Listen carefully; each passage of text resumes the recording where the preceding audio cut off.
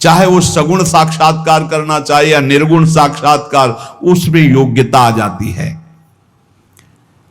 म्यावे त्वाचे बोलो नाई कावे, महाराष्ट्र भाषा में कहते हैं मेरे तो सर्वस्व ब्रह्म विठ्ठल भगवान है, तुकाराम जी कह रहे हैं। अब मुझे किसी की बात सुनने की जरूरत नहीं है कि ब्रह्म कौन है, मेरे तो विठ्ठल ब्रह्म है। जो वाणी से अगम्य है मैं उसकी स्तुति क्या करूं, वेद भी जिसकी नेति नेति कह के चर्चा करते हैं मैं उसकी क्या चर्चा कर पाऊं। पर मेरी वाणी को नशा हो गया है उनकी चर्चा करने का। आहा, मेरी वाणी को नशा हो गया, बिना उनकी चर्चा किए, बिना कीर्तन किए, बिना गुण गाए हमें चैन नहीं पड़ सकता।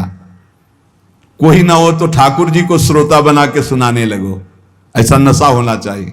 सुनो, अपनी चर्चा आप ही सुनो, ठाकुर जी के सामने बैठ जाए और वाणी लेकर उन्हीं की चर्चा उन्हीं को सुनावे। संसारिक आदमी कर्मेंद्रियों से प्रेरित होकर कर्म करता है, वासना से प्रेरित होकर नाना प्रकार के सुख दुख भोगता है। पर हम कायिक, वाचिक, मानसिक केवल अपने विठ्ठल के लिए कर्म करते हैं। ये बात समझो।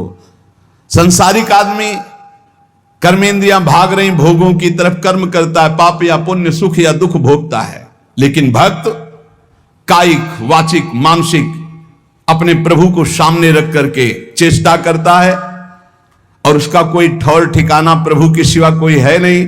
और प्रभु आनंद सिंधु है, वो हर समय आनंद में मस्त रहता है।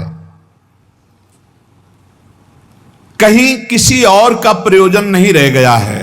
तुकाराम जी कह, सब जगह विठ्ठल तू मुझे दिखाई दे रहा है। तन, वाणी, मन ये सब तेरे चरणों में अर्पित हो चुके हैं। भगवान अब मेरा कुछ नहीं बचा, केवल आप ही मेरे बचे हो। ये हम लोगों के लिए आदर्श वचन है। हमें ऐसा होना है, प्रभु के सिवा हमारा कोई नहीं।